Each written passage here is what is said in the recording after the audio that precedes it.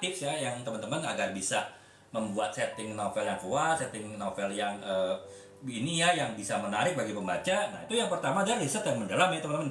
Jadi harus pastikan. Jadi misalnya teman-teman ingin menulis sebuah novel dengan latar belakang tempat terpencil di tengah hutan ya. Tapi teman-teman tidak pernah setidaknya melihat video mengenai suasana terpencil di tengah hutan seperti apa, atau bahkan apalagi teman-teman tidak pernah tinggal di tempat yang terpencil ya. Tentu teman-teman akan susah ya untuk menggambarkan bagaimana latar belakang tempat yang sangat terpencil, yang di tengah hutan, yang jauh dari keramaian. Nah itu ya teman-teman harus riset ya. Kalaupun teman-teman nggak bisa datang ke tempat seperti itu, ya minimal teman-teman mungkin baca buku mengenai tempat yang terpencil seperti apa, ataupun nonton videonya, sehingga teman-teman bisa ada bayangan.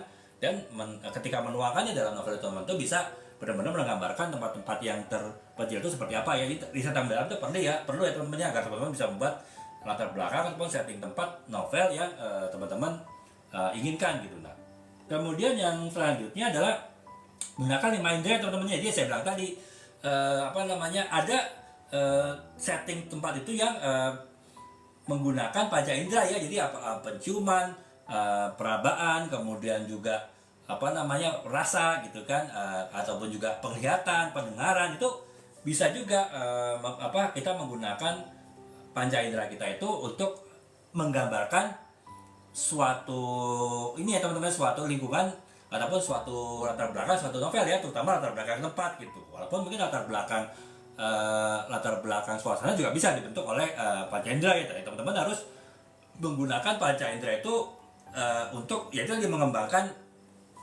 latar belakang suatu novel ya, terutama latar belakang tempat ya. Jadi itu. Nah kemudian yang selanjutnya adalah integrasikan plot dengan karakter ya teman-teman ya. Saya selalu pada beberapa live yang lalu saya selalu bilang bahwa kita antara karakter, antara pentokohan dengan alur cerita itu pasti saling berkait erat ya, karena alur cerita itu pasti digerakkan oleh tokoh kan dari sebuah novel ya. Makanya ya ketika kita ingin menempatkan latar belakang atau setting yang tepat dari sebuah novel ya, kita harus lihat dulu tuh bagaimana penokohan dari novel itu dan bagaimana alur ceritanya, baru kita bisa menempatkan latar belakang atau setting yang tepat untuk novel kita tadi gitu. Tuh bisa juga teman-teman ini ya menghindari infodumping ya. Infodumping itu artinya teman-teman langsung memberikan informasi itu sekaligus di suatu tempat. Jadi saat teman-teman ingin ya tadi bercerita mengenai kehidupan suatu masyarakat di desa terpencil di kaki gunung, di lembah gunung gitu. Nah teman-teman di awal novel langsung ceritakan keadaan di lembah gunung seperti apa sampai detail-detailnya gitu kan, sampai bagaimana di situ adanya tumbuhan ini, tumbuhan itu, kemudian di situ orang kalau mau makan harus mancing ikan, berburu, itu semua secara detail dijelaskan di awal novel ya.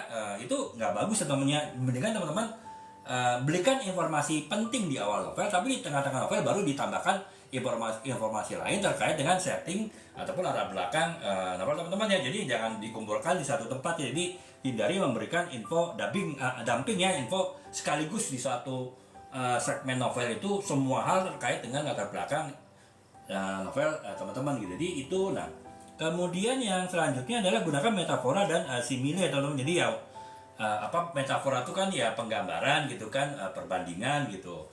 Itu teman-teman nggak perlu harus menyatakan semua secara lega tugas. Teman-teman yang menyatakan suasananya itu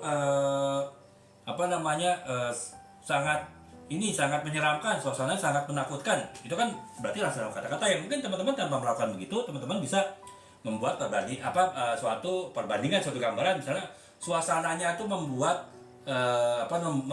bulu kuduku berdiri misalnya, kita jadi kan itu ya kalau kita hubungkan apa hubungannya bulu kuduk dengan suatu lingkungan tempat yang menyeramkan gitu. Tapi ya itu ada hubungannya, setidaknya pembaca itu paham ya bahwa kalau seorang itu bulu kuduk berdiri ya berarti tempat situ itu menyeramkan, tempat situ itu sangat tidak menyenangkan gitu kan. Nah itu kita bisa teman-temannya gunakan metafora atau simile ya, tidak secara langsung gitu.